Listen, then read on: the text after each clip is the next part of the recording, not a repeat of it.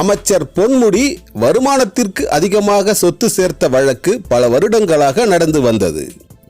இதற்காக அமைக்கப்பட்ட சிறப்பு நீதிமன்றம் அமைச்சர் பொன்முடியும் அவரது மனைவி விசாலாட்சியும் குற்றமற்றவர்கள் என்று தீர்ப்பு கூறியது. இந்த வழக்கை சென்னை உயர்நீதிமன்றம் மேல்முறையீடாக தானே விசாரித்தது. விசாரணையின் முடிவில் முதற்கட்டமாக தீர்ப்பு வழங்கியிருக்கிறது சென்னை உயர்நீதிமன்றம்.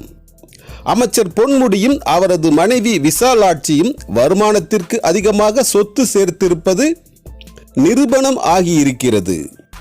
இருவரும் குற்றவாளிகள் என்று அதிரடியாக தீர்ப்பு கூறியிருக்கிறது சென்னை உயர்நீதிமன்றம்.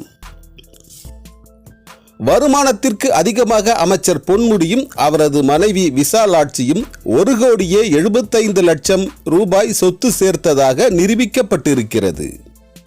சிறப்பு நீதிமன்றம் ஏற்கனவே இவர்களை விடுதலை செய்தது செல்லாது என்றும் அதிரடியாக தீர்ப்பு கூறியிருக்கிறது சென்னை உயர்நீதிமன்றம்.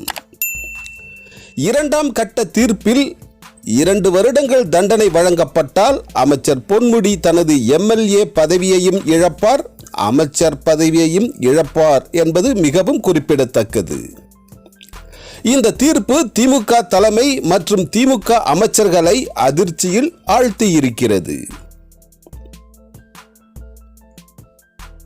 சித்தார்த் விஷன் சேனலை சப்ஸ்கிரைப் செய்து கொள்ளுங்கள். பக்கத்தில் உள்ள பெல் பட்டனையும் கிளிக் செய்து கொள்ளுங்கள். அதை தொடர்ந்து வருகிற ஆல் நோட்டிபிகேஷன் பட்டனையும் கிளிக் செய்து கொள்ளுங்கள். சித்தார்த் விஷன் சேனலை சப்ஸ்கிரைப் செய்து கொள்ளுங்கள்.